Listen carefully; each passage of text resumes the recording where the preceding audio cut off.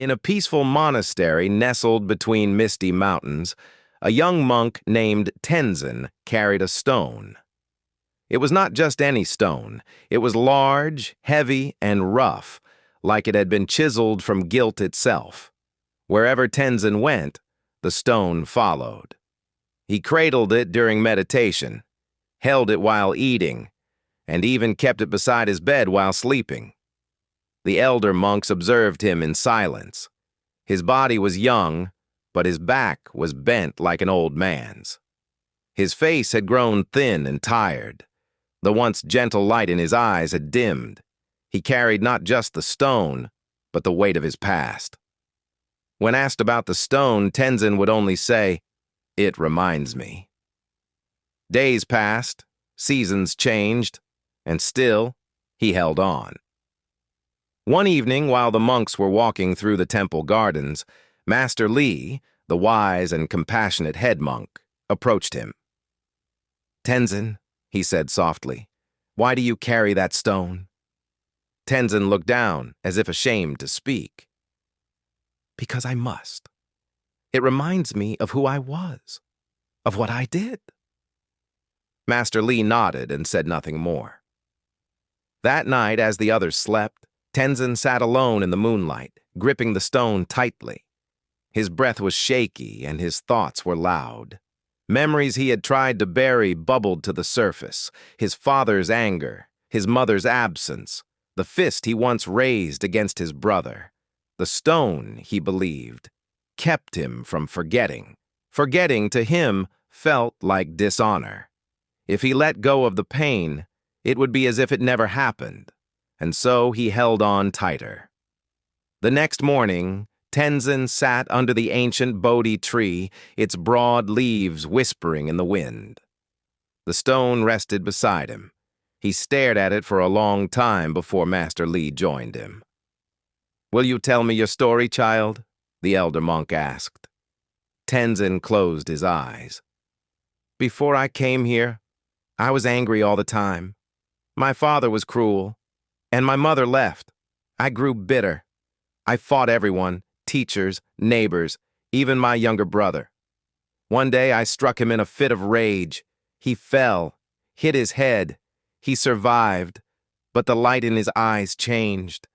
He was afraid of me." A long silence followed.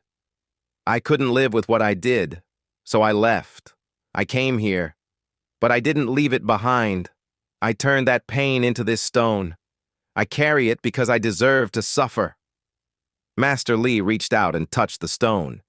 "Tenzin," he said, "your suffering is real, but punishment is not the same as healing. This stone cannot bring back peace. It only keeps your wounds open. If I let go, does that mean I forget?" "No," Master Li said gently. "Letting go means remembering with love, not with pain. The past does not define you. What you do now, that's who you are." Tenzin looked at the stone again, but for the first time, he didn't see punishment. He saw a memory, one that had shaped him but didn't have to imprison him. At dawn, the monks walked in silence through the forest, the light of a new day spilling through the trees. Tenzin walked among them, the stone still in his arms, but something in him had shifted.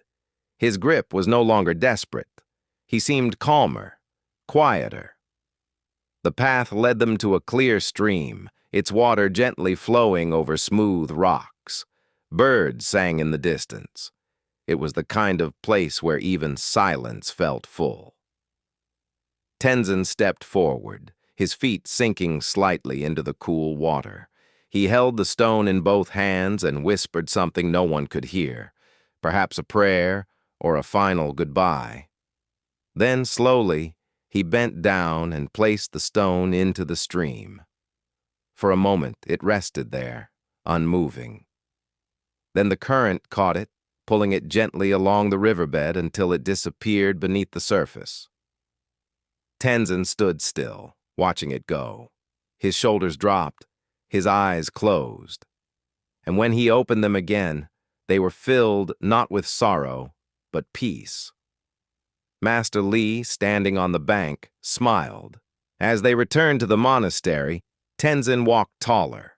His hands were free, but more importantly, so was his heart. He had learned the most important lesson. The past cannot be changed, but it also does not have to be carried forever. True healing begins when we choose to forgive, not just others but ourselves. Would you like a voiceover script or Pixar-style storyboard generated for these 3 parts?